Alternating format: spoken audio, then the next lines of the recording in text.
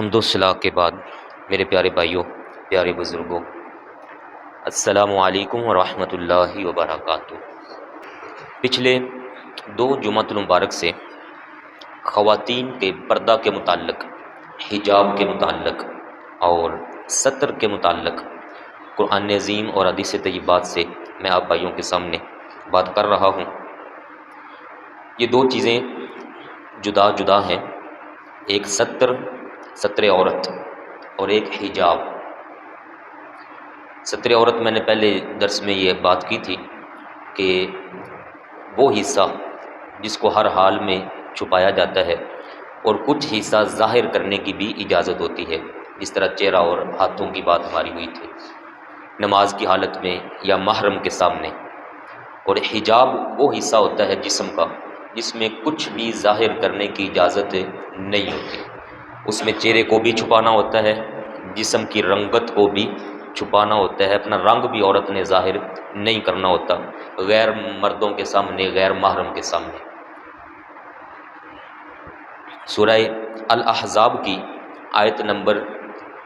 59 کے اندر حجاب کا ذکر موجود تھا، جو میں نے بڑی ڈیٹیل کے ساتھ آپ بھائیوں کو سنایا۔ اور پچھلے جمعۃ المبارک میں سورہ النور کی آیہ مبارکہ نمبر 30 اور 31 کا ابتدائی حصہ میں نے آپ بھائیوں کے سامنے عرض کیا تھا، جس میں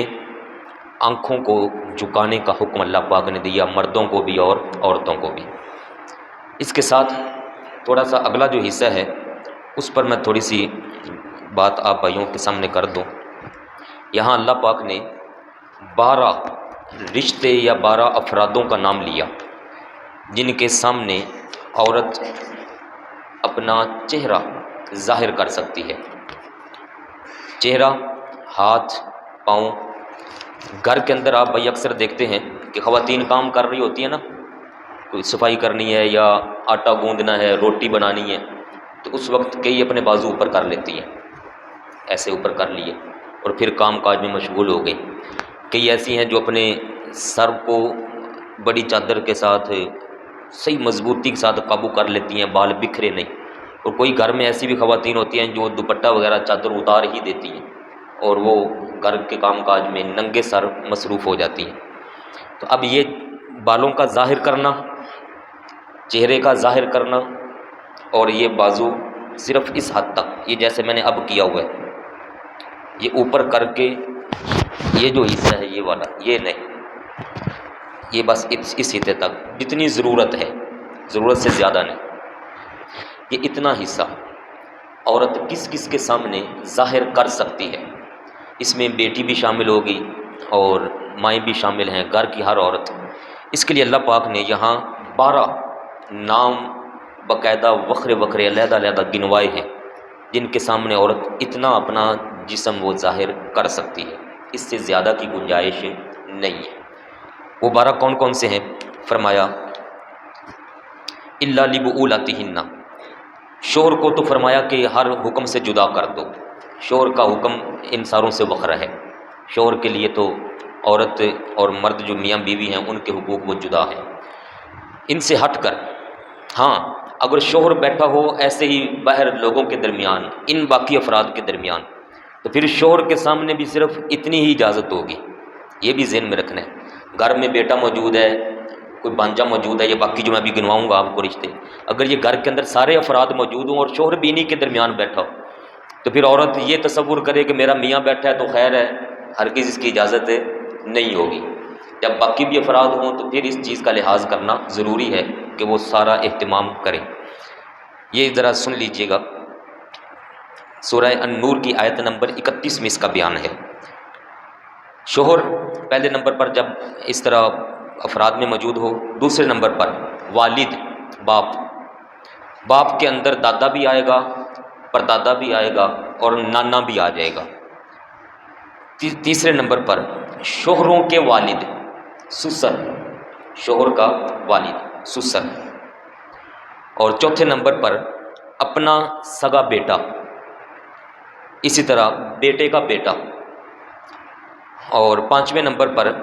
شوہروں کے بیٹے، شوہر نے 2 شادیاں کی ہوئی تھی اور شوہر کا بیٹا کسی دوسری بیوی سے موجود ہے تو اس عورت کو اپنے شوہر کے دوسرے بیٹے کے سامنے وہ اتنا حصہ ظاہر کرنے کی اجازت ہے۔ سگے بھائی اور سگے بھتیجے، یہ 6ویں اور 7ویں نمبر پر۔ سگا بھائی ہو تو اس کے سامنے بھی اتنا حصہ ظاہر کر سکتی، سگا بھتیجا ہو، بھتیجے سے مراد بھائی کا بیٹا، بھائی کا بیٹا، اور 8ویں نمبر پر سگا بانجا، ہمشیرہ کا بیٹا، بہن کا بیٹا جو بانجا ہوتا ہے۔ انہی کے حکم میں چچا اور ماموں بھی شامل ہیں،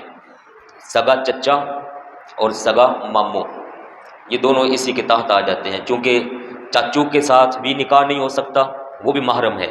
اور ماموں کے ساتھ بھی نکاح نہیں ہو سکتا، وہ بھی محرم ہے۔ یہ ہو گئے 8 وہ افراد مرد جن کا مردوں میں شمار ہوتا ہے۔ اس کے بعد 9ویں نمبر پر مسلمان عورتیں جو گھروں میں خواتین آتی جاتی ہیں، خواتین آپس میں بیٹھ جاتی ہیں، بعض دفعہ ایک دوسرے سے مالش کروا لیتی ہیں، بعض دفعہ ایک دوسرے کی وہ جو مینڈیاں بناتی ہیں، گت وغیرہ مینڈیاں وہ بنوا لیتی ہیں، تو خواتین کے سامنے صرف اتنا حصہ ظاہر کر سکتی ہیں۔ 9ویں نمبر پر یہ خواتین آ گئی، اور اس میں ایک بڑی قابل غور بات ہے، یہ مسلمان عورتوں کے سامنے یہ ہونا چاہیے۔ کوئی غیر مسلم عورت اگر ہے گھر میں آتی جاتی، کوئی عیسائی عورت ہے، کوئی اور غیر مسلم کوئی ایریا ہے، یا باہر کے ممالک میں غیر مسلم عورتیں اکثر رہتی ہیں، تو جو مسلمان عورت نہیں ہے اس کے سامنے بھی اپنا جسم یا اپنا یہ بناؤ سنگار ظاہر کرنے سے پرہیز کرنا ہے۔ کیوں؟ مسلمان عورت کا حکم اور ہے، غیر مسلم عورت کا حکم اور ہے۔ خطرہ ہے کہ غیر مسلم عورت جو ہماری مسلمان نہیں ہے وہ کہیں جا کے اپنے مردوں کے سامنے اس عورت کے بناؤ سنگار اور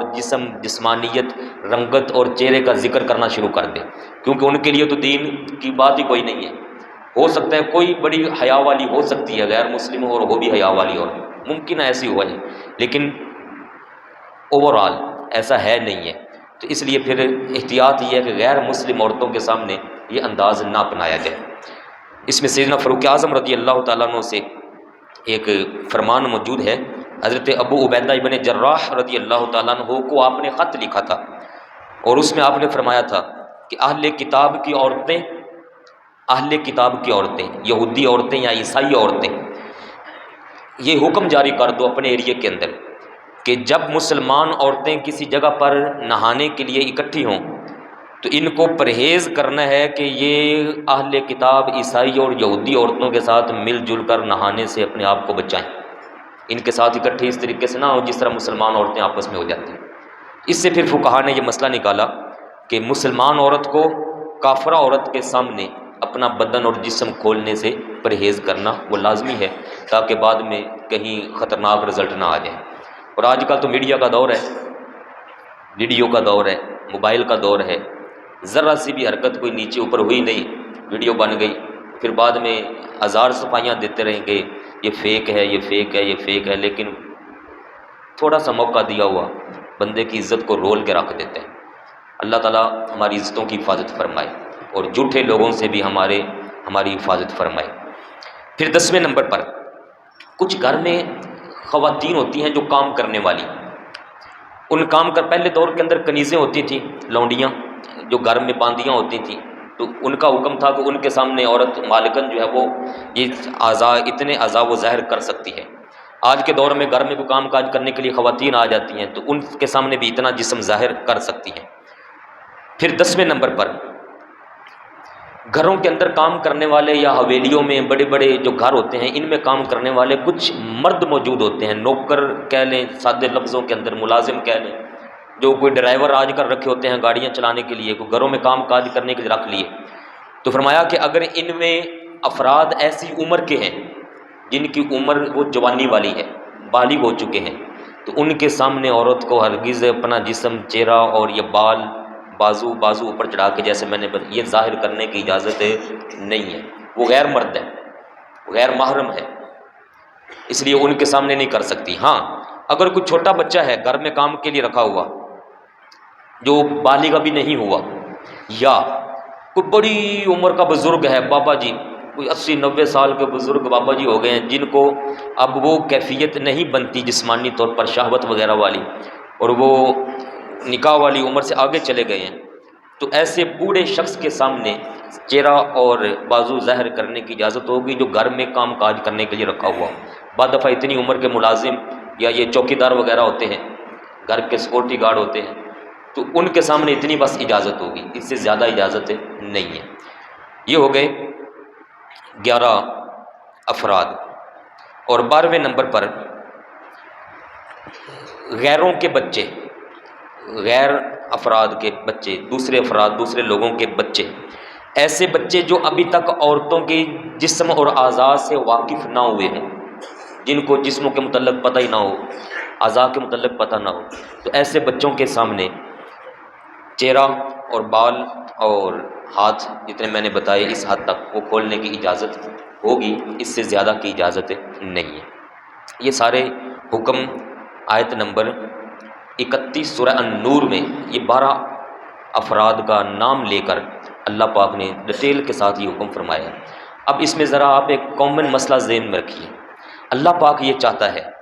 اللہ پاک چاہتا ہے، ہمارا اللہ پاک، ہمارا رب، ہمارا خالق، جو حقیقت میں ہمارا خیر خواہ ہے، ہمارے پیارے نبی کریم صلی اللہ علیہ وآلہ وسلم جو واقعی ہی ہماری بھلائی چاہنے والے ہیں۔ ہم بعض دفعہ اپنے دلائل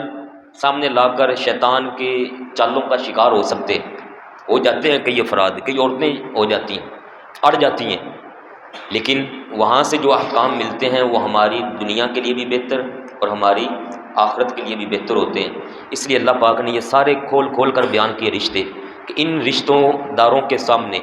عورت اپنا چہرہ بھی ظاہر کر سکتی، بال بھی، اور اتنا حصہ بازوؤں کا جو کام کاج کے لیے گھر میں عورتیں ظاہراً کھول لیتی ہیں۔ اس سے زیادہ سینہ کھولنا یا نیچے سے پنڈلیاں ظاہر کر دینا ان کی ضرورت کوئی نہیں ہے، لہٰذا یہ زیادہ جسم کھولنے سے بھی پرہیز کرنا ہے، صرف اتنے حصے کھولنے کی اجازت ہوگی۔ یہ محرم جو افراد ہیں یا کچھ عورتیں ان کے سامنے، پہلا حکم میں نے آپ بھائیوں کو سنا دیا تھا کہ جو غیر محرم ہوتے ہیں ان کے سامنے تو چہرہ اور بال اور یہ بازو وغیرہ اور رنگت جسم کی یہ بھی ظاہر کرنے کی اجازت نہیں ہے۔ سورہ الاحزاب کی آیت نمبر